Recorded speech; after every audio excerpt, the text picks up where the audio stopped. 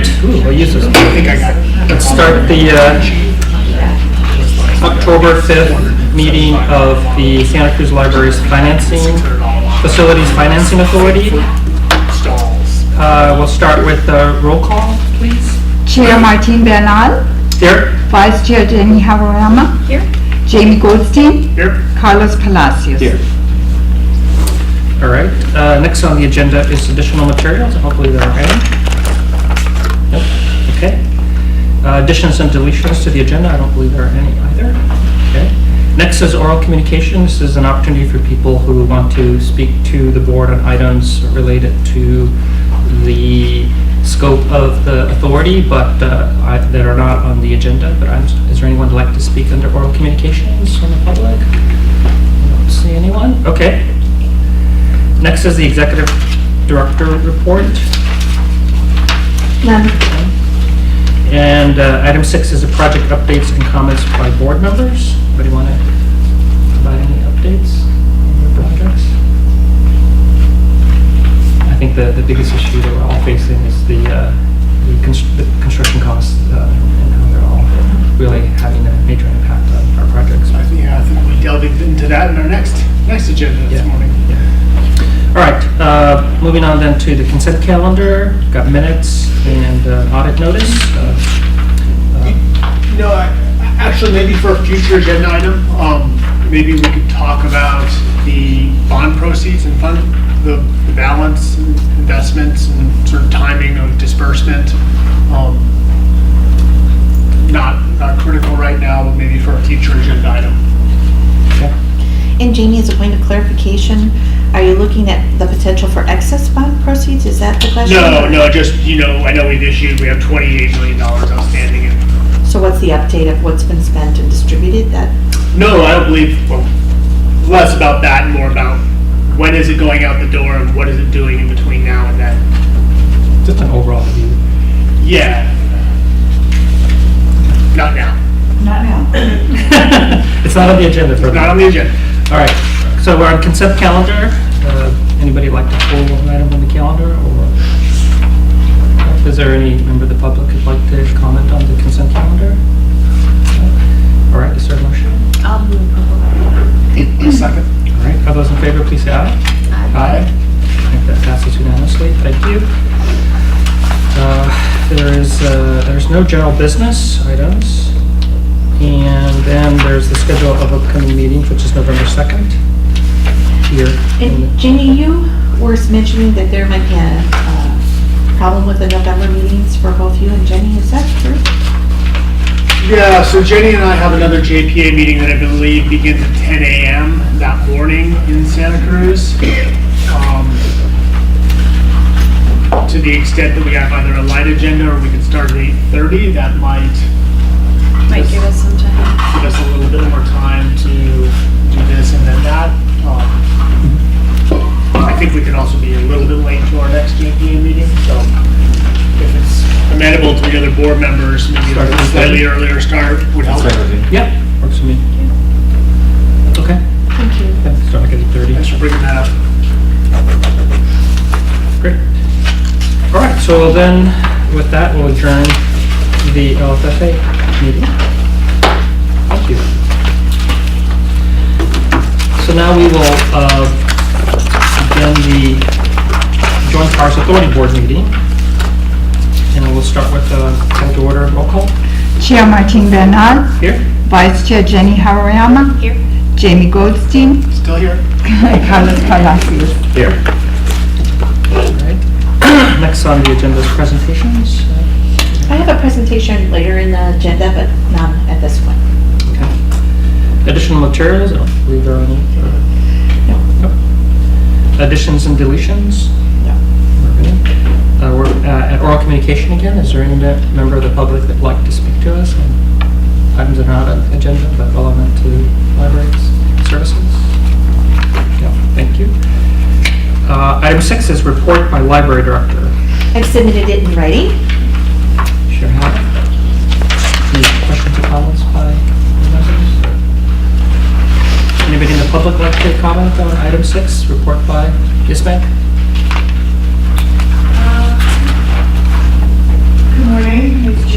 Could you Why don't you step come up up? to the board? Good morning, my name's Judy Grunstruck. It's impressive to read about the many valuable programs that the library offers. There are a lot of challenges, including the very big challenge of overseeing Measure S projects. So thank you, Susan, for your hard work, and staff as well. I have attended all, I don't know how closely you all, the JPA members are following the progress of the Downtown Library Commission. I'm sure Mr. Bernal is. I've attended all but one of the meetings, and Susan mentions a survey, and so they received 2,200 responses approximately. It's a well-intentioned effort that may or may not accurately reflect the population of the city and the county for that matter, because the downtown branch is the flagship of the library system.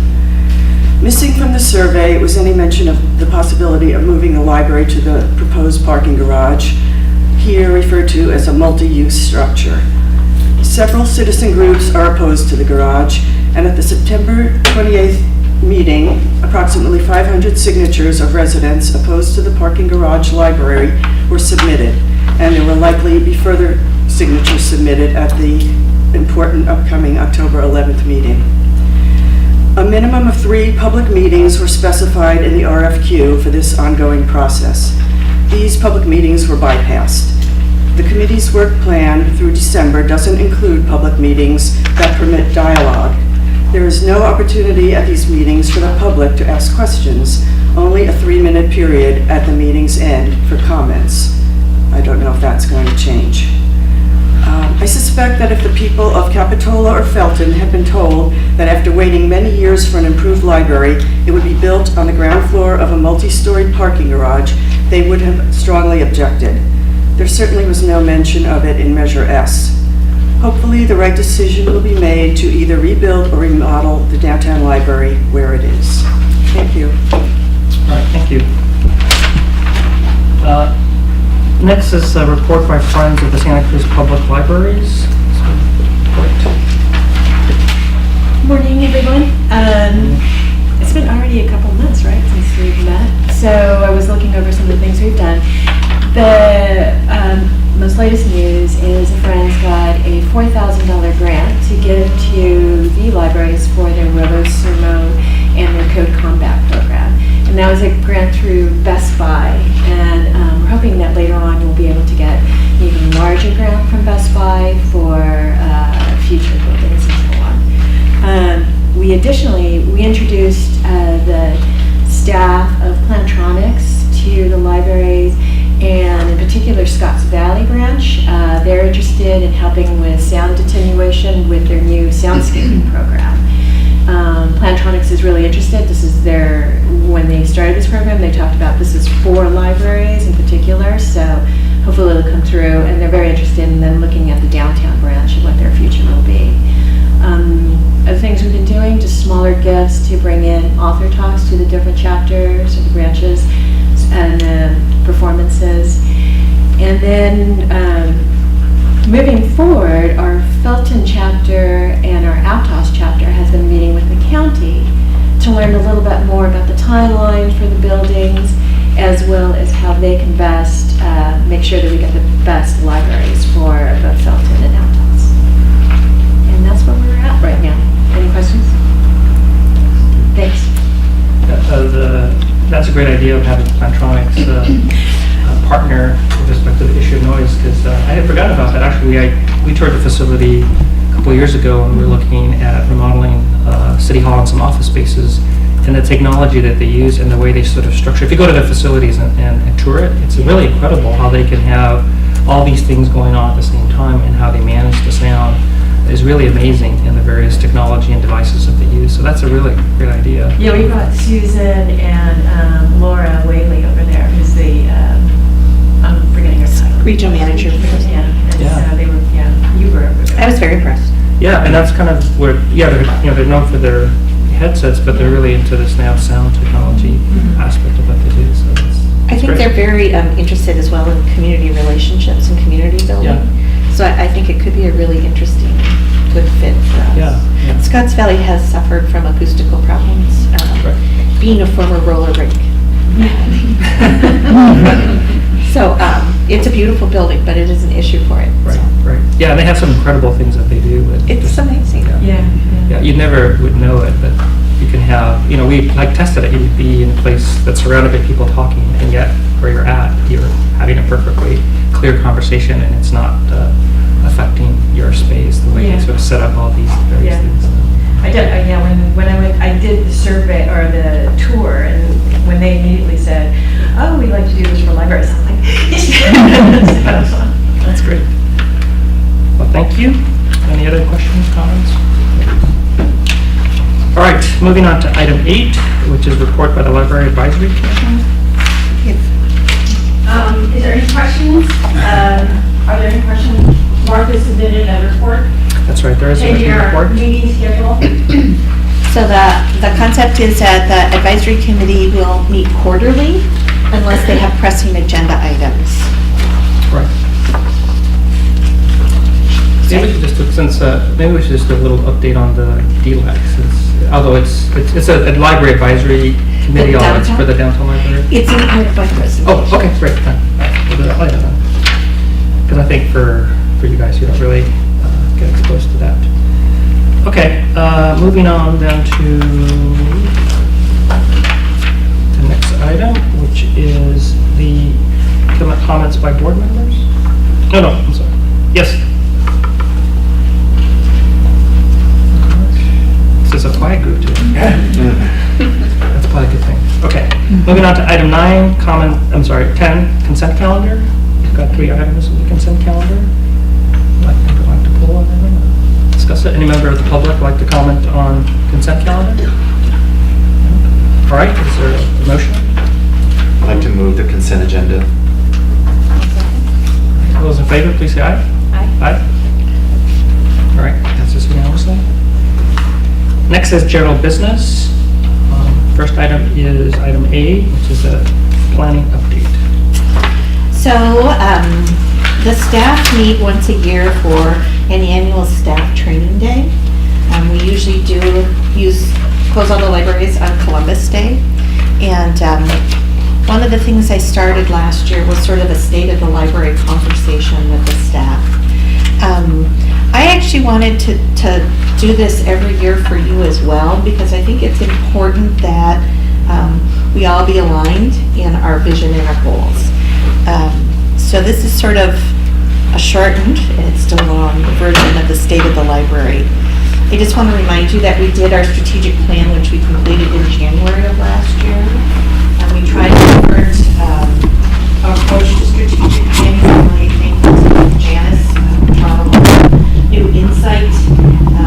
It really focused on something called the Harvard model, which we'll talk a little bit more about, but it's a different kind of conversation with the community, more along the lines of what is the community's goals and aspirations, what our community is struggling with, and then really looking at how the library fits into that. We talked to over 1,000 people in this process, and I'm really, really proud of it. So we developed a mission and vision statement. I'm kind of a strategic planning nut in that our strategic plan is 1 page, but I like to use it in decision making. And so I think one of the questions the staff always have is, how do some ideas move forward and how come some ideas sort of stand still? And really the answer is, does it drive the strategic planning forward? Carlos, I appreciated what you did at the county. Carlos had a strategic planning day and was generous enough to invite both Janice and I. And it's very helpful when you're working with entities to really have a clear sense of what they're doing and where they're going. So we really created 5 strategic directions: a focus on learning, digital inclusion, transformative spaces, and improved user experience, and to improve our organizational capacity, which means resources. And then last year, about this time, I told you these were the things I wanted to work on: stabilizing revenue, adding hours, growing use, developing 21st century buildings, adding technology, improving safety, decentralizing our staff, reorganizing our administration, improving our customer service model and our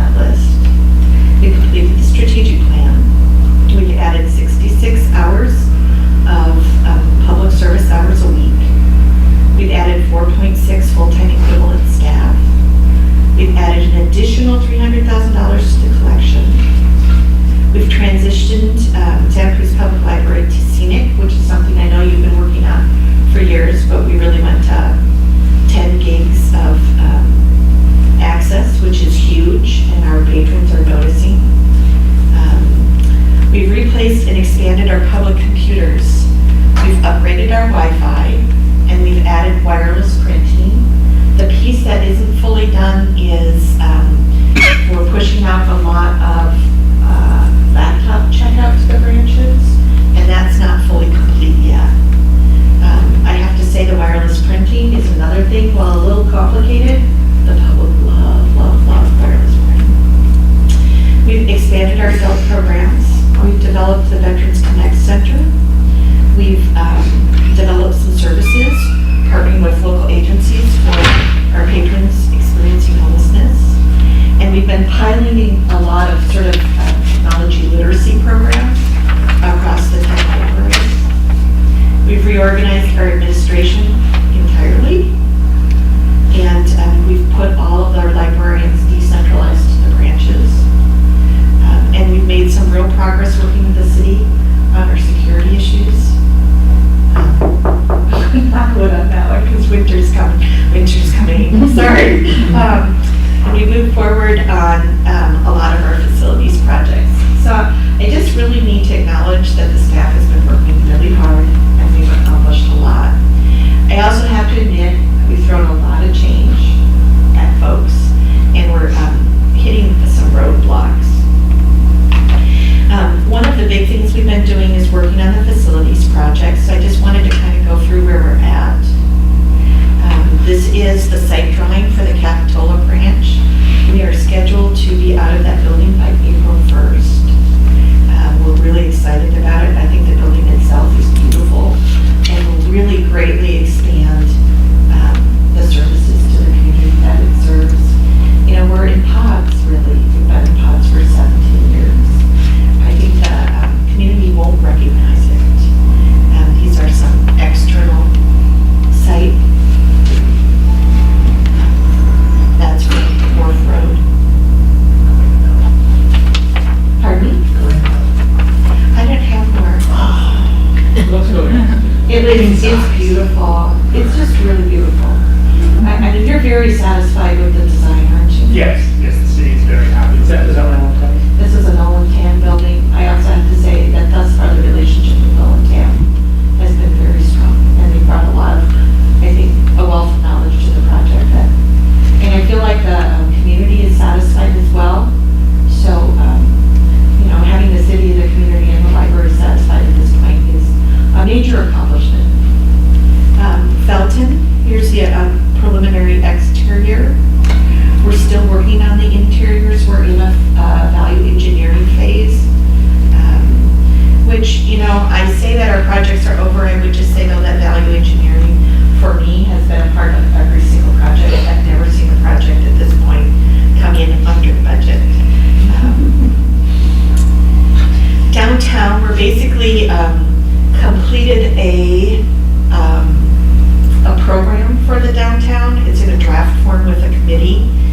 The committee has 10 citizens, and in the next week we're going to move to the discussion around whether we remodel, replace on the current site, or build a new library on Cathcart and Cedar. I have to say that, again, here's another example of where I think we'll be able to provide a great deal more. Our thought process is to move all in the central administrative functions out of this building. Right now we have the computing for the whole system and CMS, which is our road processing center for the whole building, that we would separate that into an admin building. And we actually have the downtown functions in the admin building. So we're going to try to clean that up. We would increase our kids' space by 1/3. We would develop a teen area. We would increase seating by 40%, increase the kind of space in a room like this by 40%.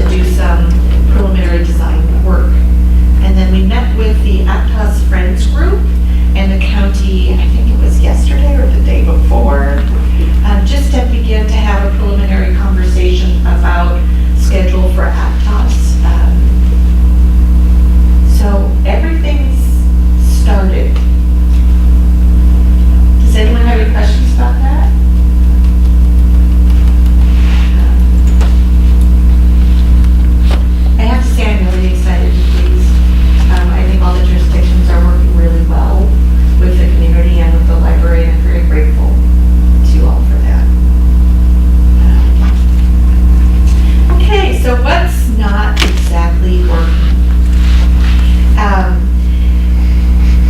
I think everybody agrees with the mission statement, connect, inspire, inform. But I think the staff are really uncertain where all of the changes that we're doing lead. And so actually, I think we're going to be spending our staff day talking about that a great deal.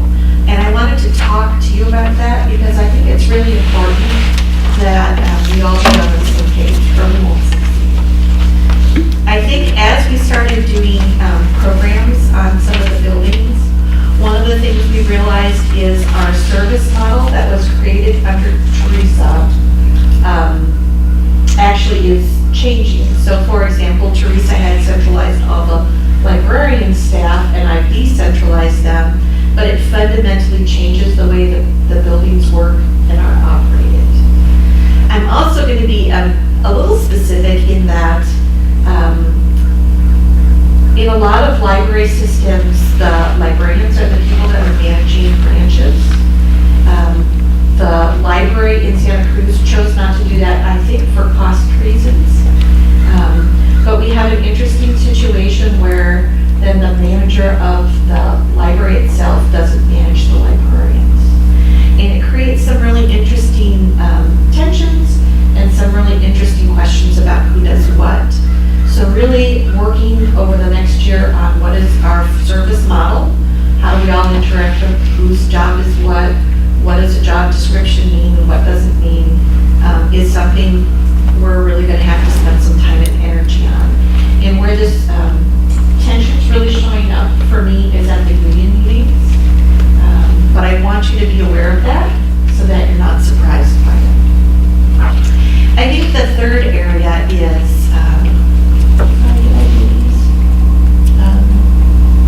the third area is programming. I'm going to be jumping ahead of my slides.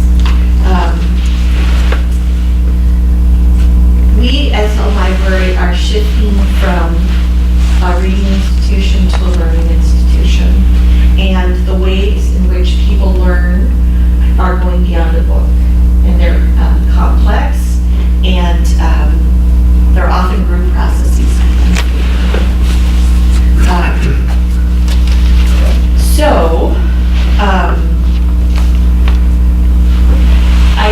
I put in my report how many programs were going on today.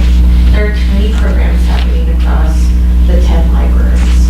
And I think the staff are a little overwhelmed with that concept that there are so many programs going on in the libraries on top of the daily things that they're doing. But I would say that I think our future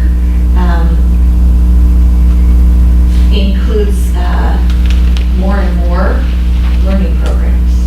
I can picture a day where there are learning programs going on in the library all day long. And especially, I think we've got a great kids program. I think it's well set. I think it's been replicated. I think it's grown. But I think the two areas in kids we really need to work on is K-12 partnerships. I think during the height of the recession, when we lost so many staff, the thing we lost was that relationship to the public schools. And we are a learning organization, and we need to be closely aligned with the schools. The other area where we see the schools not potentially keeping up with what the public wants is STEAM, so science, technology, engineering, arts, and math. So when we do a code combat program, we did a pilot code combat program in Scotts Valley. It teaches kids how to code. And it's a really great self-paced learning activity, but you do need an adult there to sort of manage what's going on. We hit our capacity immediately. We have waiting lists that could fill 2 more programs at Scotts Valley. We've tried to expand downtown and Aptos this fall. There's just endless demand for this kind of learning. And we want kids to be excited about this kind of learning. But it's interesting that there's a vacuum in the community around this kind of learning. For adults, I think the piece that we've always dabbled with is what I call creative aging. It's learning, intellectual growth programming that the public wants and has always wanted. When we went out on our strategic plan, the biggest thing that surprised me was how many people talked to us about how they're disappointed that the university doesn't play a bigger role in this community. I lived in St. Paul, Minnesota, and I was probably within 3 miles of 4 universities. And I would literally get calendars and calendars of, speakers and activities on college campuses that I could go and listen to, and I did all the time, musicians. I think that because that isn't really being played out so much at UCSC, a lot of people are saying, can the library do this lifelong learning? We've done some terrific programs like citizen science, where we have scientists who live in our community do a lecture on a consistent basis. They're very, very popular. But we definitely heard people want more of that, especially our retirement communities. Susan, we just met with the university recently, and they've got a lot of changing turnover there going on now. So it's interesting talking to some of their new leadership there in the different departments, and they definitely are very much now increasing their focus on being out in the community more so than they have in the past. So I think the timing is actually quite good in terms of reaching out to them, because they're definitely are wanting to do more of that.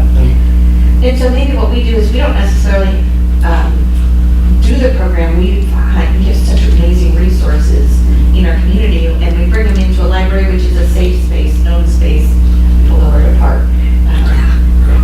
I think the other piece is tech literacy. This has been fascinating to us because when I first came here, there wasn't a lot of technology in our buildings, and I was surprised by that. And some of what I got back from folks was, well, we're so close to Silicon Valley, there's affluence, people don't need it. I just need to say, as we improve the technology in our buildings, people are in line to use it. We updated all the computers, and we added 2 computers at Scan's Valley, and then we're adding laptops there. I was there on a Friday afternoon, on a beautiful sunny day, and every single computer was full. This was after the upgrade.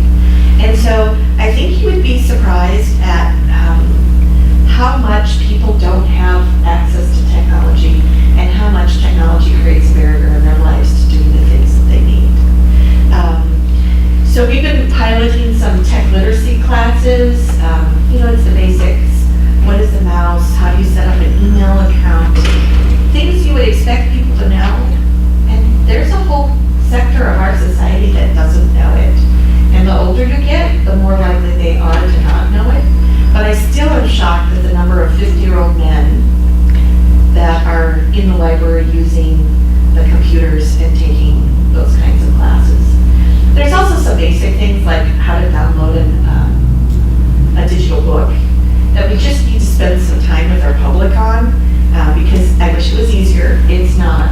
But once people are set up, they just love, love, love the service. So we're doing things like pop-up, download your book. The last thing is life skills, and this is where I'm going to go back.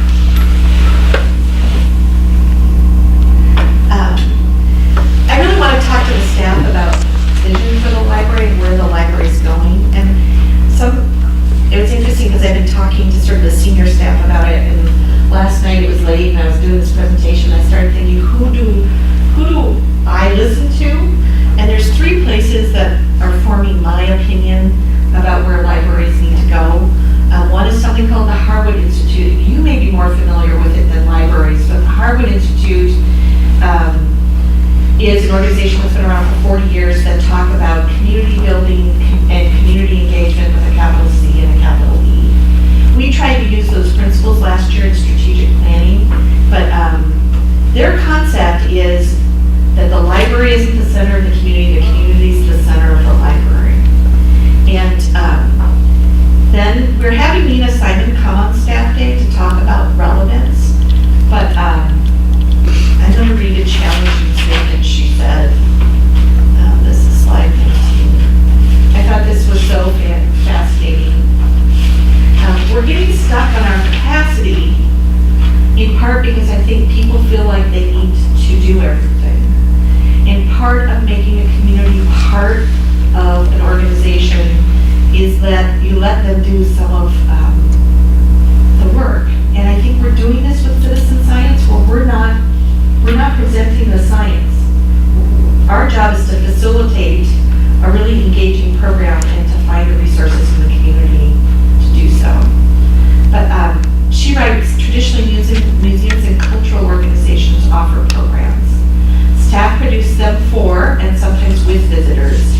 Each program has a fixed cost, and expanding that program means expanding the cost. It takes a staff member 5 hours to run a screen printing workshop. It takes 10 hours to run 2. Even a smash hit program is hard to scale up in that model. At the MA, they've tried whatever possible to break out of unidirectional program models. We believe that we can most effectively empower and bridge community members, which is our strategic goal. It's consistent with Harwood as well. If we invite them to share their skills with each other, it's a participatory platform model. And again, when you look at the 20 programs that are going on today in the library, we aren't running them all, but I think more and more of our future is to facilitate these amazing resources in our community to focus on learning. The last one I just wanted to talk about is something called the Urban Library Council. It's all the big cities have their own little private club. It would cost us $10,000 to join, which is really bigger than our professional development budget, so I can't really necessarily justify doing so. But they're doing amazing, I think, cutting edge work on thinking about libraries. And on my first week on the job, I actually got to listen to a woman by the name of Joey Rogers, who was at that time the head of the Urban Library Council talk. And it was interesting because I was one of those first people that was hired as a non-librarian library director, and I couldn't quite figure out why my jurisdiction was willing to do that, because things weren't actually very bad in where I came from. Usually governmental jurisdictions don't sort of go outside the box unless there's a reason to do so. But I think this is getting at what that jurisdiction was looking for. Joey says that libraries exist as part of larger systems. We're part of the cities and the county. That those host systems, that libraries need their host system more than their host system needs the library, which is an interesting way to think about why we exist. Libraries receive resources and legitimacy by creating value for the host system. And value is not about the library, but value is about the host system. And so in this case, although I'm talking about the government entity, what I'm really talking about is community. And so part of what our job is to figure out how to help our host systems succeed. So Carlos, when you invite Janice and I to your strategic planning workshop, that really helps us. And I just want to say it's a different view of libraries, where libraries used to say, oh, we're this separate thing. I think what this is saying, no, is we really need to be about the community and about the community's needs.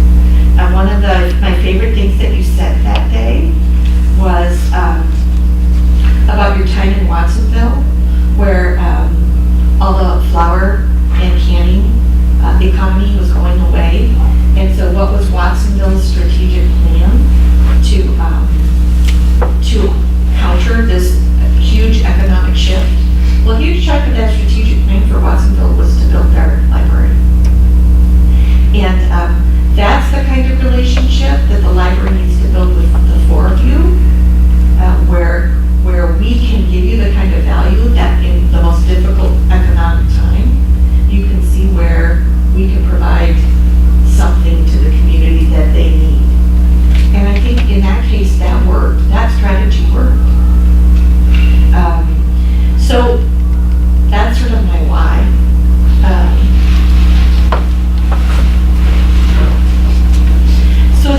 that I think the staff are really hitting is we don't have enough capacity, right?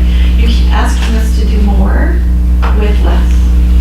And the truth is I think the last month has been about a series of meetings where people say, I'm here Saturday and Sunday, I'm here Thursday night.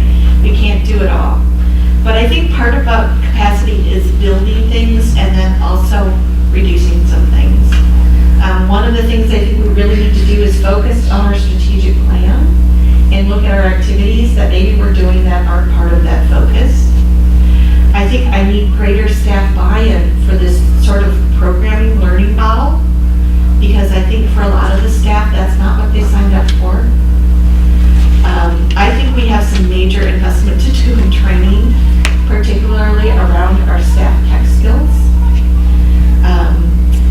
I need to create a culture of innovation, and one of the things I'm asking for today is a small investment in innovation. I think the Friends are key, and it's interesting because the library and the Friends haven't always had the best relationship. That's a complete and horrible shame, because the Friends are, their success and our success are entwined, and I need the staff to view them that way. And I need everyone to view them that way.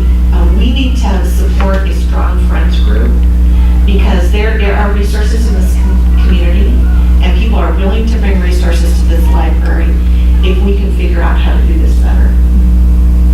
I think volunteers have been and continue to be a big part of where we're going. It's embedding community members, it's embedding partner organizations into the kinds of things that we do. Having the downtown outreach worker in the library has helped us manage issues in our building. Partnerships. And then, so this is sort of some more, but I'm not going to say that. I think we need to measure our community impact, and I think our data is bad. I want to start there. The traditional measures of community impact are we circulating items, are people visiting our buildings, and are they attending our programs? And we're developing how many hours of computer time is being used, and what's our Wi-Fi use. And I think we need to consider program room use, meaning are there other activities going on in the building, and library card registrations, which is a huge indicator of how well you're doing with K-12 partnerships. I want to show you some data.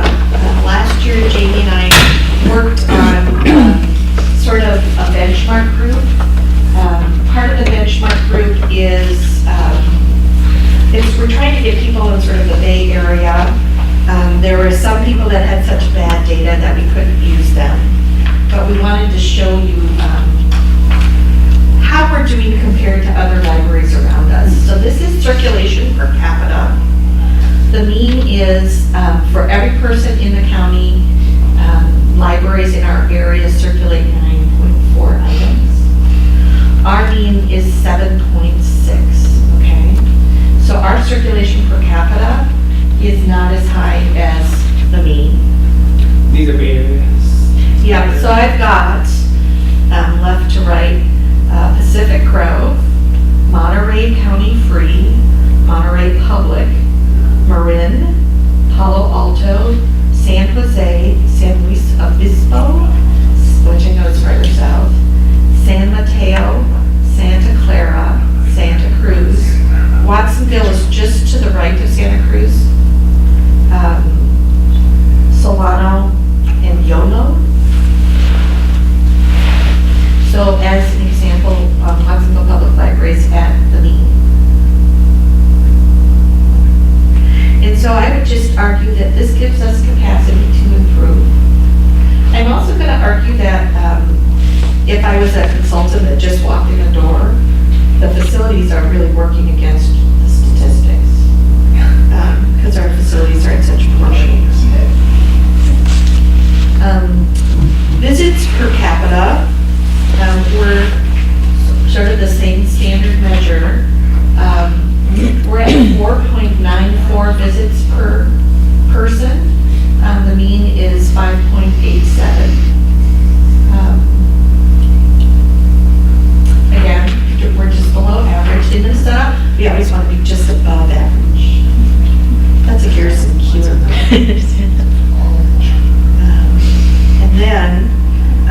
program attendance. So that means for program attendance, we're at 0.24. So 1 out of every 4 people will go to a program. The mean is 0.35. And so one of the things I want to just say is we need to improve the data, but I don't believe you improve data unless you use data. And our staff have never really seen these numbers, and they've never seen them by branch, and I would like to give them it by branch. What I don't want to do yet is hold people accountable until I'm confident that the data's better, stronger, faster. But I also want people to use it as a measure of the progress we need to demonstrate to you over the next 8 years as we put these facilities online. Because what I'm asking you for is more resources. And for me, more resources needs to result in something. So what does success look like to me? This is something Jessica asked me, and I'm thankful for that. I think success looks like a welcoming, knowledgeable staff who's a connector. I think it means friendly, convenient services, an engaging print media and digital collection, a technology-rich environment, vibrant, comfortable, contemporary spaces, relevant learning opportunities for kids, teens, and adults all day long, embedded community members and partners supporting learning, transformative experiences. So I know everyone's going to accuse me of wanting quantity over quality, and I do think one of the things that makes libraries great is when I ask people their library stories, how many people tell me something that has stuck with them for the rest of their lives. I think my favorite is Mayor Chase, who tells me about the ducks, as she told me the story about the ducks. They used to hatch eggs around Easter, and then the librarians would do a duck parade, and the kids would come in and watch the duck parade because the ducks would fall in love with the librarian. But I do think having these really special moments in a young person's life makes them a lifelong library user. I also need to say, though, that there's a lot of transformative experiences about life skills where people got a job because someone helped them with a computer uploading a resume, or people got through a really hard time in their life because the librarian helped them with materials about how to get divorced. I mean, there's really amazing stories. And then I really want to see growth in our community impact that is measurable. So there's always an ask. We don't have to do this at this point in the agenda, but the truth of the matter is, one of the things that I have found frustrating about the fund balances is my non-personnel budget is so tight. I have no flexible funds.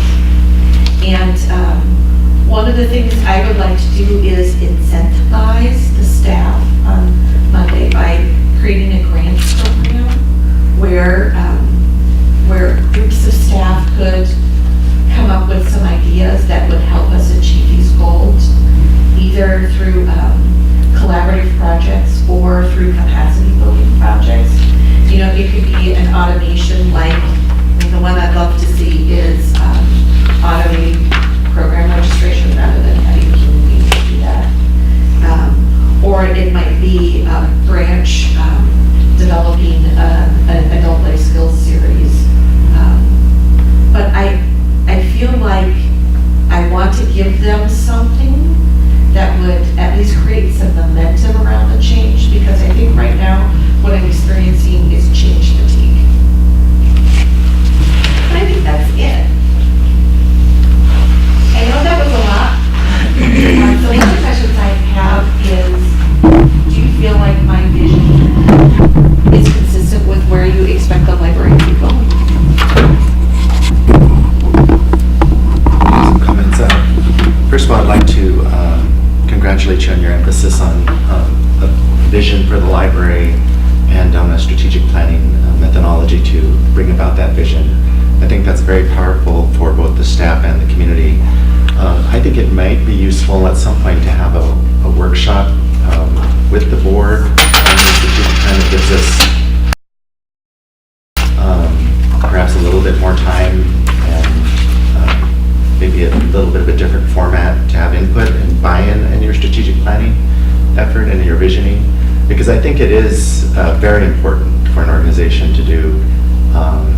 And I think that, you know, we are somewhat disconnected from the day-to-day operations of your library, and it's important for us to fully understand and fully get buy-in to your vision and your long-term strategic planning, especially as we're making these budget decisions.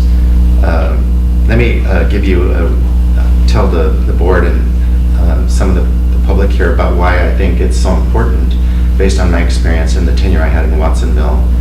When I became city manager in Watsonville, we had just had the earthquake happen, right? And our downtown, which was our sales tax generator at that time, it shows you how far back, you know, downtowns were actually sales tax generators. It was devastated, right? Santa Cruz was the same way. Yeah. And then 30% of our housing stock was gone. Right after that, NAFTA happened, and we had 23,000 jobs in Watsonville. We lost 5,000 jobs in the food processing industry and the cut flour industry within a relatively short period of time due to NAFTA. So our annual average unemployment was over 20%. Annual average was 26% at one point, spiking in the 30%, going down to 17%. This is double the annual average it used to be. Annual average used to be 12 to 15, was now 26 to 30%. So when we did our strategic planning effort, of course, job creation and economic development was one of the main overarching goals. But then when you get down to the more specific goals, is how do you bring about economic development? Well, we looked at our population and realized that only half of our population, working age adults, had a high school diploma. Only less than 50% had a high school diploma.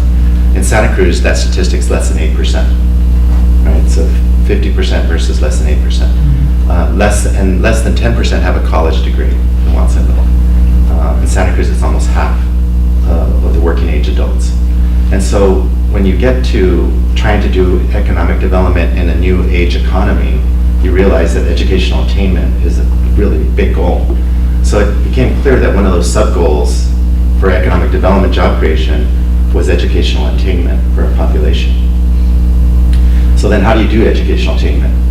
So it became very clear that we needed to invest in a new library system, because the library, from the community input, was such an important piece of how people did in school. It was a very critical connection. We also realized we needed to build a third high school. Our high school was very overcrowded. The school district had struggled for 2 decades trying to build a third high school, had been unsuccessful in doing that. And we knew we needed a Cabrillo College satellite campus in Watsonville, because we had difficulty reaching that. So when we implemented our budget, we actually spent more than $100,000. I think in the end it was probably about $200,000 on planning efforts helping the school district build their third high school. We actually, City of Watsonville, general fund money, at a time when we were in critical condition, we spent almost a couple $100,000 helping the school district to build their third high school. And that third high school was built because we helped them. The city helped them. We spent 1 year's allocation of our redevelopment fund on the new library, which was about $5 million. Our entire 1 year redevelopment funds was on the library. It wasn't, you know, on traditional redevelopment projects, it was on the library.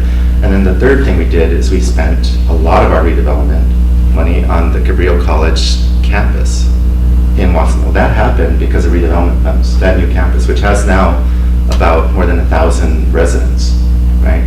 And so when it came to the city council, and there was not, you would think those would be pretty controversial issues, right? Spending money on the school district, on the planner, helping them, spending money on redevelopment on both the library and on the Cabrillo College. And yet, it really wasn't controversial, because we had talked about it throughout the strategic planning process. The council had been talking about it for years, right? And yet, it's not a traditional way of thinking of how you do what you use your redevelopment funds for.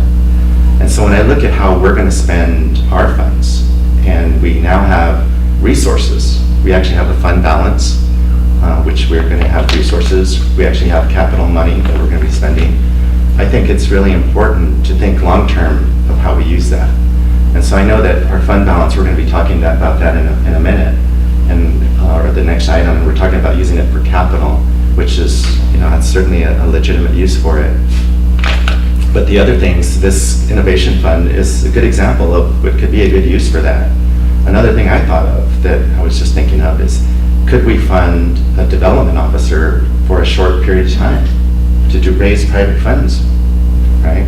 Fundraising, there's a lot of fundraising activities that nonprofits, I'm on various boards, and we've had capital campaigns that are completely private funded, completely. And we did that though with a development officer who spent a lot of time nurturing relationships and knew how to do fundraising. I'm not saying that I'm recommending that, I'm just saying it's an idea that would be a good use for fund balance, is go get a development officer for a 1-year contract who really is good at that, and have them partner with the friends to do fundraising. Anyway, all of that is just examples of how a strategic planning effort could help us inform the decisions we make, the budget decisions we make, that aren't apparent when you just look at it superficially where we're going. Because you have to know really where we want to drive where we're going to end up. The other thing I want to mention is the partnerships with UCSC. I think is very important. Don't forget CSUMB. They're very, that's and also our college, and they're very active in partnering with us. At the county, they partner with us on various issues, and in the cities as well, so don't forget about them. And then I'd also encourage you to also think about the county and partnering with us in terms of especially your learning programs. We've did a really innovative program with the MA, the Museum of Art and History, with Nina Simon on our foster youth programs and the challenges facing that program. And it was great. It was just a really, really good program. And we actually had a board meeting at the MA, and it highlighted one of our programs that people don't think about, people don't know about, but yet it was very informative to the public. It was very well attended. And we have a lot of programs that we operate that people don't understand what is going on with mental health, for example, substance use disorder treatment programs, our foster care, the Affordable Care Act.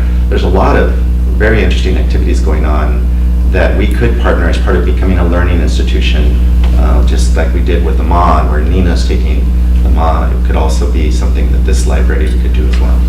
Would love the opportunity. Thank you. Any comments, questions? I guess I'll wrap up as well. I'd echo, I think, Carlos's first comment about having more of a workshop format, I think, for the full board. I think I've had the advantage of being on the board as long as some of our longer members, and I was also the chair, and I've been working closely with Susan on the Capitola branch and some of these kind of larger data questions, and so I probably have more interactions with the library about kind of this big picture stuff than maybe other board members have, and so I think that it would be useful for all of us to get the opportunity to have maybe in a more informal setting the opportunity to think about these things. I think that the direction you're trying to take our library is to me is clear. The research that I've done and my understanding my knowledge and awareness of library science grows is clearly the direction for libraries in the future. That they're places of learning and places where the staff act in some ways, not discounting the prior skills, but also as really facilitators to bring together a community's skills to provide services. And so I think that vision that you're describing is something that I really support. The notion of the Innovation Fund, we didn't spend too much time talking about it as the item on the agenda, but I think that is a key tool, giving staff members the opportunity to tap into funds to try out some ideas, making it clear what the metrics of success look like, and making it clear that you offered a Garrison Keillor quote I'll offer, Mythbusters quote, failure is always an option.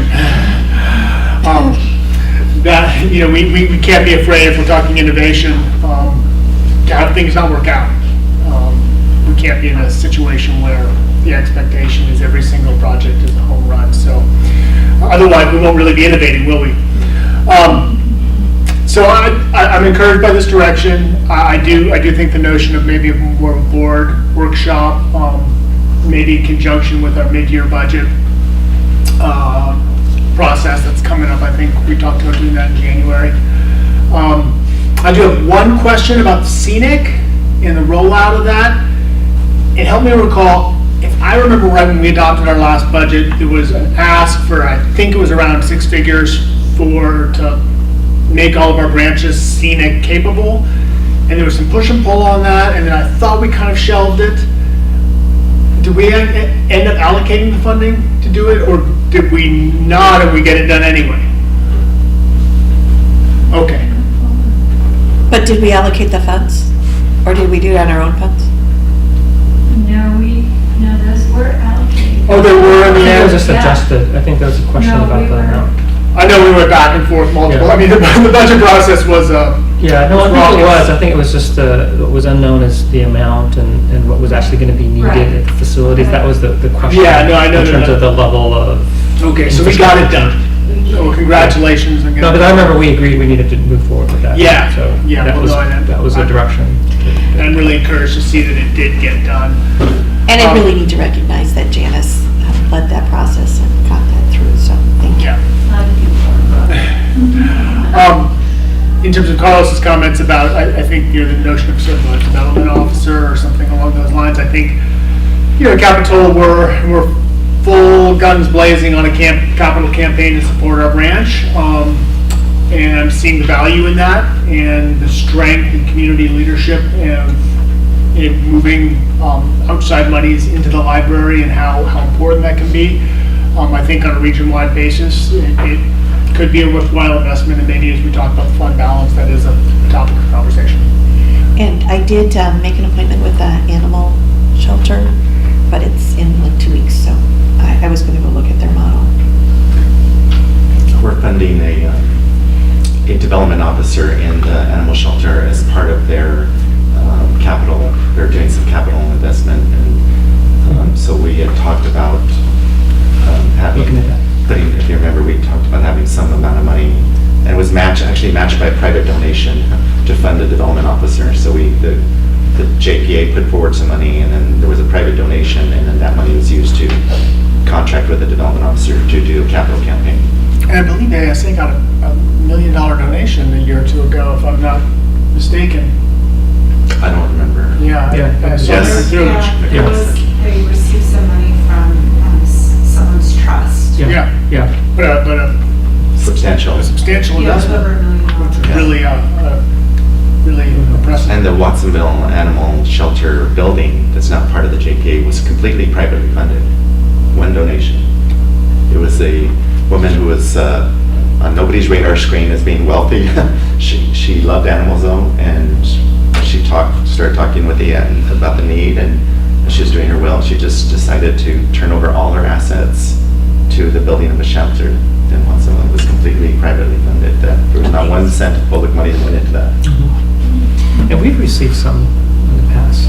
Sometimes it's directed to facilities, I guess, but we do have a history of some of that at with the library system too. So I think we. Last year, 2 years ago, Watsonville Library received $500,000 donation again from somebody's trust. We'll work on that. Anything else? You had asked whether you were on the right track, and I think that you certainly are. I concur with the other 2 board members that I think there needs to be an opportunity for us to weigh in. I think we'll further inform and probably support a lot of what we heard today. I love that you're looking at being a data-driven organization, but the data has to be good. And I do think that there's a lot of sense in that, particularly when you're going to be asking for resources and you want the data to stand behind that ask. And I really applaud you for your creativity in the Innovation Fund. I think that is a great endeavor and a first step, and would love to steal that model and do something organization. So I do appreciate and applaud what you put out here and the staff, because they have a lot to do with what we heard today. Absolutely. And so I appreciate that, but do recognize that we need to be able to collectively talk about whether, all of these goals and priorities, that we're all on the same page. And I think we'll get there, and we are. Okay. I won't duplicate the comments. I concur. The comments have been made, and I think certainly as far as the vision and sort of the services and what you've portrayed is consistent with what I've certainly heard from the community. And we've had an extra opportunity to get to engage and get feedback as a result of the Downtown Library Advisory Committee process, and that's been really fascinating to see that. And also that was actually another opportunity to see really the wealth that we have in our community of individuals who live here. Like, for example, the retired library director of the Los Angeles Library System lives in Santa Cruz, and he's on this committee. A librarian for the Library of Congress. I mean, we have tremendous community resources in this field that if not for this committee, we wouldn't have tapped. It was just amazing. All we did was ask, are you willing to serve on these committees? And the number of applications we got was incredible. Like, hey, the library director from Los Angeles wants to be on this board. And it's been an incredible experience. I mean, it's obviously they're focusing on the library facility, but I think it's been much more than that. And I think it sort of shows also, particularly with the engagement process and the survey process, it really provides a clear vision of what the community needs and wants are. And I think it's very consistent with what you presented. So thank you. So I look forward to doing. I think for mid-year, I think both focusing on the long-term strategic plan and the long-term finances, I think would make sense to sort of put it all together, looking at it. Because I know for a couple of at least, I'm in the same position as Jamie, longer tenure, and having sort of been involved with the beginnings of the strategic planning process. But also it has to match up with our long-term financial forecasting as well. So it'd be good to kind of put those things together. Mid-year. Okay. So now, Susan, we have a recommendation for us.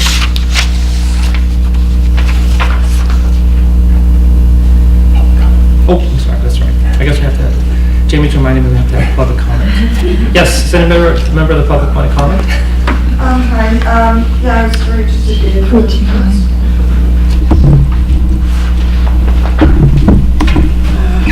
Hello, I was very interested in Mr. Palacio's comments. I work at the Watsonville Library, and I see how the community really values and uses the beautiful library there. I thought the idea for a development officer was interesting. I used to work at UCSC in the development office, and I didn't even know such a thing existed before I worked there, and it was really interesting to see the focus on generating funds, making connections for people who had some resources to donate. Well, the MA is held up as an example often, but I'm not sure the library needs to get into issues of mental health or foster care or other social services. It's really not the library's function. MA seems to be marginally focused now on quality art, and art does have value to the community that cannot be measured. So in Watsonville, the staff's doing a lot more programming, and it's not, it's not a huge staff, so it's an effort, and it's been successful, I think. I don't know the figures, but so thank you for your comments. Thank you. Okay, anybody else like to comment on this item? Okay, so come back to the item. Yes. Don't overlook books. Nobody's mentioned books in all this discussion, but that's an important part. Okay, thank you. I'll move staff recommendation. Okay, do I have a motion? Is there a second? All right, any comments? Okay, all those in favor, please say aye. Aye. All right, so that passes unanimously. Thank you, Susan. Now we move on to the next item, which is 11B, which is options for use of the fund balance. And so this really is showing the current status of the fund balance at 2.683 million. That is in addition to an equipment reserve of almost $500,000 and a budgeted reserve of 15% or just over $2 million. What I'm trying to put forward here is the discussion really about whether we allocate a portion of the unrestricted fund balance to the jurisdictions for the construction projects. I know that there is some immediacy to the concerns there. What I was trying to do with this proposal is, I also know that what has been expressed is a desire to make sure that we have enough budgeted reserve to get us through the anticipated economic downturn that we're all predicting in about 2019. So what I was suggesting we could do is put an additional $700,000 into our budgeted reserve and officially move our budgeted reserve to 20% instead of 15%. And then spend $1 million to $1.2 million of the unrestricted fund balance by allocating it to the jurisdictions using the Measure S methodology below. Again, I'm trying to solve problems, and I'm very open to other approaches to solving. Okay. Any questions for Susan? David? So I know this has been something that I've been pushing. I actually asked for on an agenda several meetings ago. Our last meeting, a number of alternates for other representatives were here, and so we kind of pushed this item out. In Capitola, what we're doing right now is we've been going through a value engineering process and effectively cutting things out of our library as we go through the design process that aren't going to get added back in. So to the extent that we can find ways to bring other resources into the branch sooner rather than later, will simply result in a better facility. So that was kind of this conversation with Genesis for me of what are we doing with our resources and how can we allocate them. Over time, based on what I was hearing from the other jurisdictions, I sort of pivoted to a model where maybe what we would talk about is incorporating solar into all of the new projects as they came on board as an equitable methodology. Geez, it's hard to say. Equitable methodology to allocate the balance in a way that facilitates and helps the long-term budget for the JPA. Thinking behind that basically being that if the JPA is responsible for the energy bills and the new facilities over time, if we invest some upfront cost, down the road we're going to see savings for our JPA, and I was trying to get consensus around that. That didn't help me so much with my budget problem because I didn't have solar in the budget to value engineer out at this point. But I thought I could get consensus around that. That's what I was trying for. If we're just talking about allocating money to the projects pursuant to the Measure S formula, that would be great too. I mean, that really gets me from here to there and gives me more flexibility whether we determine that, we want to do solar with that or bring back in some of the things we value engineered out. Great. So I would be supportive of either model. For using a chunk, whether it's $1 million or 1.1, I want to make sure we're prudent about expending our fund balance. The second piece of the recommendation about increasing the reserves, I'm fully in support of that. I think when we were establishing our policy reserve levels, I was a little bit uncomfortable with the 15%, but that was where we achieved consensus at a board level. In Capitola, we have a higher reserve level. I know that the county has a lower reserve level. The point that I made at the time, for those of you who weren't in the audience or on the board, is that the revenue stream that this entity receives is far more volatile than any of us, frankly, and probably, with the exception maybe of Capitola, in that almost 50% of the revenue is derived from sales tax. And sales tax goes down. During the last economic downturn, the sales tax downturn was, I don't know what it was countywide, but in Capitola, I think it was, nearly 20% downturn over 2 years. So taking that kind of hit in the budget for the library would be, it takes time to respond, and having an adequate reserve is really an important component of that. And I would be fully in support of increasing our reserve, and whether we call it a temporary increase or how we do that exactly, I'll leave it to you, but taking some of that fund and really saying, look, it's not so much an economic downturn we're forecasting, it's really an expenditure increase that we aren't so much forecasting that, but we know from CalPERS is coming. So it's less of an ethereal threat, and it's really it's a spending threat that we see coming. So on number one, I would fully be in support of it, and then number two, would love to hear other board members' opinion about using some of the fund balance on a one-time basis to help out the facilities as they move forward. Okay, Carlos? I'm not close to the idea, so I'm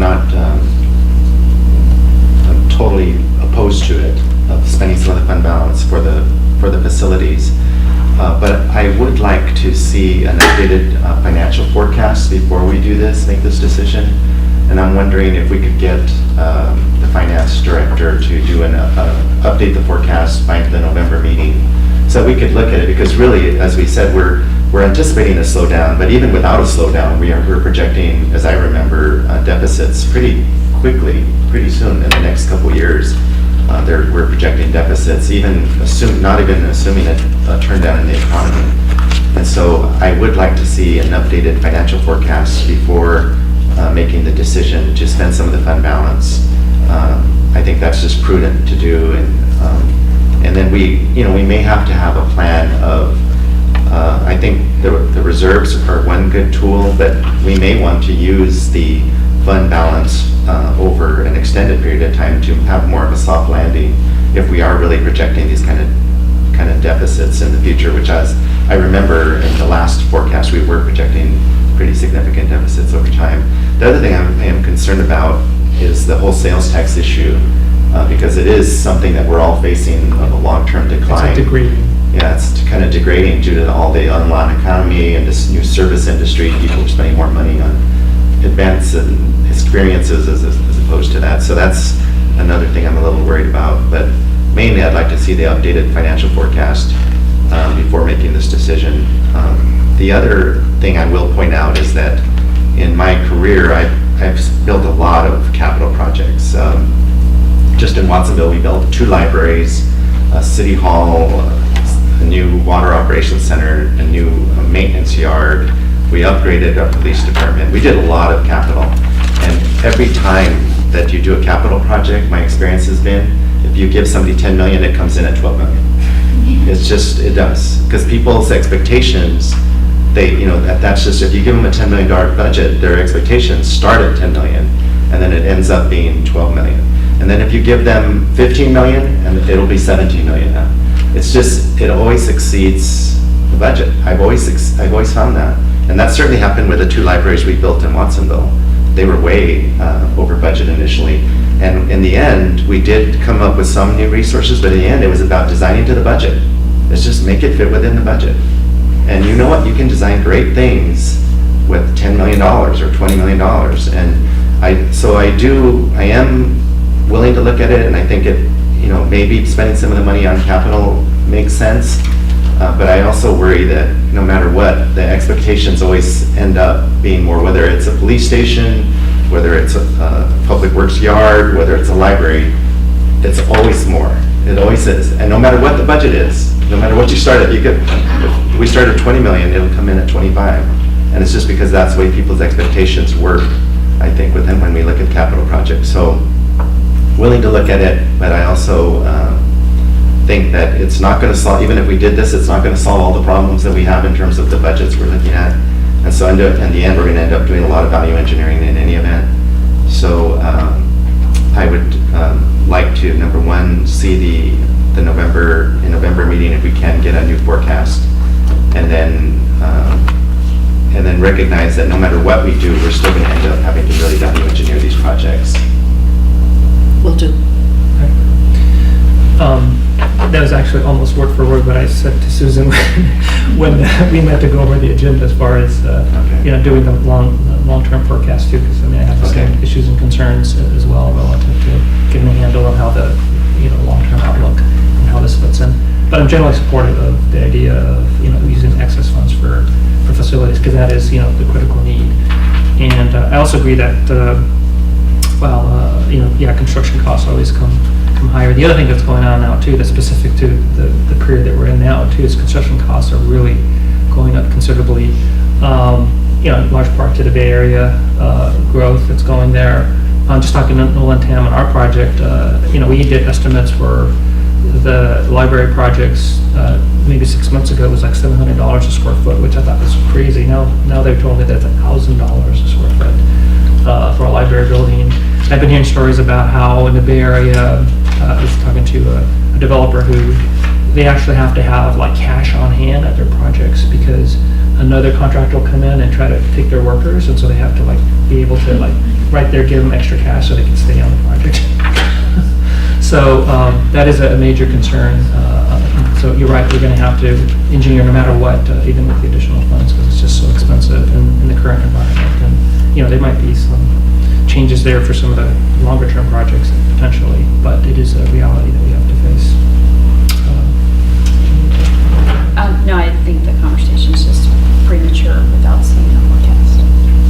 It's also very interesting from my perspective, given that Scotts Valley is not in the same position that everyone else is, and so I would, while I wouldn't say I'm closed and reluctant, only because we don't have that need, and so at the end of the day, if everyone is dispersed funding for their projects and we have a downturn and you're looking at cutting hours, I'm going to have a really hard time letting my council know that, and I would be like, well, so that's kind of more of a political challenge for me, but would definitely want to see the kind of the data first and then come back and have a conversation. Yeah, so be clear about what's one time in nature versus sort of ongoing. Exactly. And how much we need to sort of out there. Jim? So I guess just to respond to a couple of the points. Number one is I know that I'm a little bit out in front of the other jurisdictions in terms of this. So from my standpoint, November still works. Okay. In terms of understanding what my overall project budget is, but I'm approaching deadlines where hard decisions are going to be made, and I understand the point about projects always come in. I've done a lot of capital projects myself, and I would echo Carlos' sentiment, but I also would point out how strategic investment at the right moment can result in a really significantly different project. In the Watsonville Library, for example, there's no patio on the second floor up there, which I think for the last 10 years would have been a wonderful addition to that library, and it had the money come in at the right moment. Value engineering. Value engineering, exactly. I was taking a tour of our library, and we go. I don't know if you've been on the Watsonville Library, and the second floor. You go up and you look out, and there's this rock garden, right? And we were like, "What's that rock garden doing out there?" So, well, it was going to be a patio, but it was going to be this beautiful patio. You could walk out on the second floor, look at Main Street. But in the end, there was, we cut it out. And so that, yes, projects always come in over budget, but the strategic investment at the right moment can really enhance the overall The project. weather in Capitol is always really, really nice. You don't need like windows. We don't need windows. Make the whole thing about it. I don't know if the librarians would go for that, but, and then the last thing is to echo the point that Martine made, the cost estimates we're seeing are just insane, and I think believe it or not, the last cost estimate we got from the Capitola branch was that as designed without the value engineering, we were right on budget. The problem was we weren't going to bid it for 6 months. 6 months from the last, and so they said, okay, well, there's a 7.5% cost escalation between now and the next 6 months. And we're going to throw another 7.5% in there because things are going crazy. So even though their cost estimates said, oh, you're on budget today, since you're bidding it 6 months from now, 160 days from now, you're now $1.5 million out. So in terms of timing and pressure that we all feel for our branches, understand that, each month is more than 1% at this point, according to the cost estimators. Whether that pans out and is true in the long run or not, I don't know. But, keep pushing. Okay. Great. So it sounds like I think we have consensus there. Is that helpful? We'll come back. Yeah, November, I think that'll Then the last thing. Oh, I guess I have to let the public comment on this item. Anyone like to comment on this item? You sure? Positive? Okay. All right, moving on to the next item, which is item 11C, the lease agreement. So I really appreciate all the feedback. We were able, thanks to Amy, to put it in sort of a red, yellow, green document where Green is things we think everyone agrees to. Yellow, we believe we can get agreement on. Red is more fundamental issues. I think one of the things we're realizing is until we make the decision about who is responsible for the long-term capital costs of the building, any lease and a lot of decisions, especially related to the Friends, are difficult to decide. So I think the options include a lease where the jurisdictions pay for capital expenditures, a lease where the JPA creates a centralized capital improvement program and pays, or a lease where the JPA owns and maintains buildings after the completion of Measure S, while the jurisdictions own the property. And my assumption is if we have a centralized capital improvement plan where the JPA is managing it, we would not allocate by jurisdiction the deferred maintenance. Do you see what I'm saying? We would look at the deferred maintenance across the system and plan accordingly, not divide the money into 4 and do pieces, because I think we're not of a size and scope where that makes sense. And will really it would be really very difficult if, we had a major system failure. The reason you combine those resources is so that you can manage through major investments. Okay. Any questions for Susan? Comments, Chris? So maybe it makes sense to send this back to the committee to work on this and just an overall direction. I know there was a staff committee that was working on this, as I remember. So maybe that makes sense to do. The other thing is that my feeling is that just in general philosophy, my thoughts were that the jurisdictions would own the facilities, but I do think that the JPA ought to look at all the deferred maintenance as a system-wide cost. It's hard, but then that also means that the JPA, that the library system is in charge of the operations as well, and they would, of course, cooperate with the local jurisdiction, for incidental use. But I'm not thinking that the city would or their jurisdiction would use it, half the time or whatever, the conference room or whatever. It's more of it's a library system. If I think the library system's mainly going to use it, then I think the library system ought to pay for it. It's hard for me to imagine us coming up with general fund money for operation, for deferred maintenance for the library system. So my feeling is that it would be better to have it as a system-wide cost. So the jurisdiction would own it, but the library would operate it, be in control of it, and pay for the deferred maintenance as well. I don't know if that worked. Go ahead. Furniture and fixtures would be owned by? My feeling is that the system ought to own the furniture and fixtures. The library system ought to pay for them and own them and replace them. Other comments? I'm on the same page. I think at the end of the day, the City of Capitola Library used to be owned by the City of Capitola. We have an agreement with the county that we will lease it to the county or the operator down the road, but at the end of the day, I don't think we would be interested in turning over the overall title as part of that. And I do think that the library as a system is the best equipped, if there's a problem, to deal with it rather than picking up the phone and trying to get a hold of us to say, hey, there's a coffee stain on the carpet.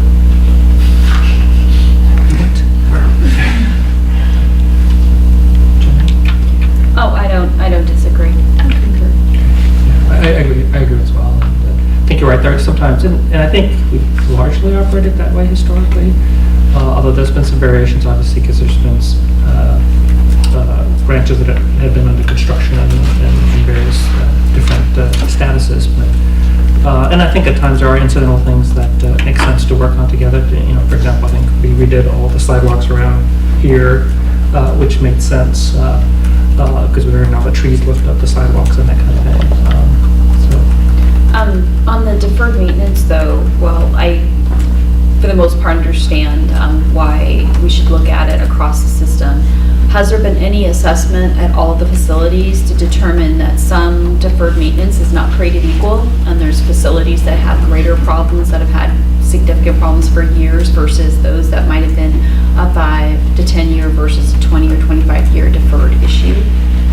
I just kind of would want to get a sense of the order of magnitude on what we're talking about in terms of deferred maintenance before saying, hey, it should be system-wide. I think what we're going to find is we have this wonderful window right now where at the end of the 8 years, we're going to be in a really good place on deferred maintenance. So I think we're going to have a level playing field to begin. But that gives us 8 years to figure out how to fund a deferred maintenance schedule. But I actually think this is an opportunity because rarely do you get that level playing field to begin. Right. Yeah, I think that's because it's sort of a unique situation with buildings anticipated to be upgraded. But it does make sense eventually to have sort of a facility sort of master plan, particularly to look at upgrades. And I mean, we did it at the city recently, and it talked about incorporating the library. It made sense because we were in the process. And I think the county's done it to upgrade all the energy efficiency and take advantage of all the various financing sources that are out there to implement a bunch of these programs. But it didn't make sense to do, really, except for some of the branches in the library system. And the library does have a deferred maintenance plan, but in light of the Measure S changes, I think we will start from scratch. And then we will come back and have discussions. We are, again, meeting with the animal shelter, who I know has done their own deferred maintenance plan. We'll start moving forward with a plan to fund this as well. But I will call the committee back together and we'll move forward on a draft lease. And that'd be something to incorporate into the 5-year or the forecast. Thank you. And Okay. last but not least is the Friends MOU. Oh, wait, I have to open it up for Oh, public I comment. apologize. Any member of the public would like to comment on this item? Okay. Yes, Susan. Emma, Friends? I think this is the second time we've had the opportunity to review this. I think the one thing I want you to be aware of is it does allow the library to surplus items to the Friends, which is a relatively unusual arrangement in government, but it's the way in which we can take used books and give them to the Friends for their resale activities. I will also say that in the process of turning the libraries over to construction, my experience has been to use that as an opportunity to do a garage sale with books, furnitures, and fixtures. In my past, the Friends have run that, and then those resources have gone to the Friends, and they've usually used it in part to help them with capital campaigns. So that's the one piece I want to make sure you're aware of, that this does allow the library to surplus old items to the Friends. Okay. That makes sense. Okay, are there any questions or comments from board members regarding I this think I item? asked this last time, and I probably just haven't, I can't remember. So this is applicable to all of the Friend branches as well as the system-wide Friends? So what this is a relationship between the 501c3 and the branches are a subset of that activity. So are they to adhere to this in principle? I was trying to understand the relationship. Well, I would say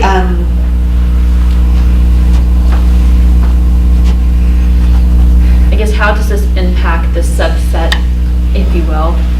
That's what we want to call it.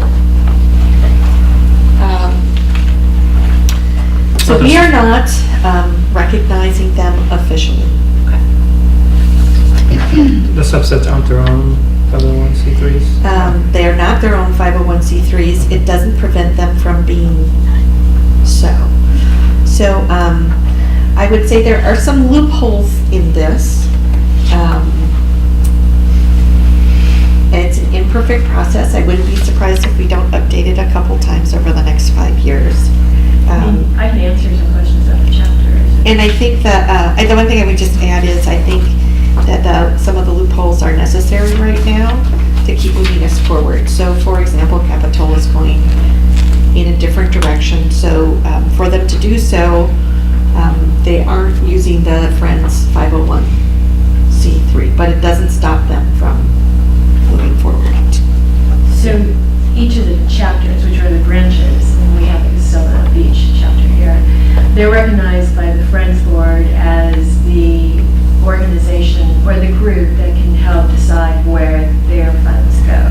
They're the deciding factor. They bring their suggestions or their asks to the board. The board pretty much approves them. Oh, I see. In terms of Capitola, they have now a chapter as part of us, but they have a group of people who decided to build fund for the building, so they're separate from us. So there's that umbrella Yeah, sort of so, function. and each chapter has a member on the board, so all the 6 chapters have members on the board. Okay. So, yeah. All right, so that makes sense that this be the Yeah. Okay. Okay, any other questions? Any member of the public like to comment on this item? So bring it back to the board for action. I'll move approval of the MOU. First and second, all those in favor, please say aye. Aye. Passes unanimously. Okay, thank you, Susan. So now, The one thing I would say about next month's agenda is our plan is to have my performance review in December. And so we'll have to talk about how to accomplish that next month. so we'll have a closed session as part of that. Probably in December, I would guess next month will be logistics. Okay. Good. Okay, so with that, we will adjourn. Thank you. Thank you. Good day. Wow, we finished ahead of schedule. That's great.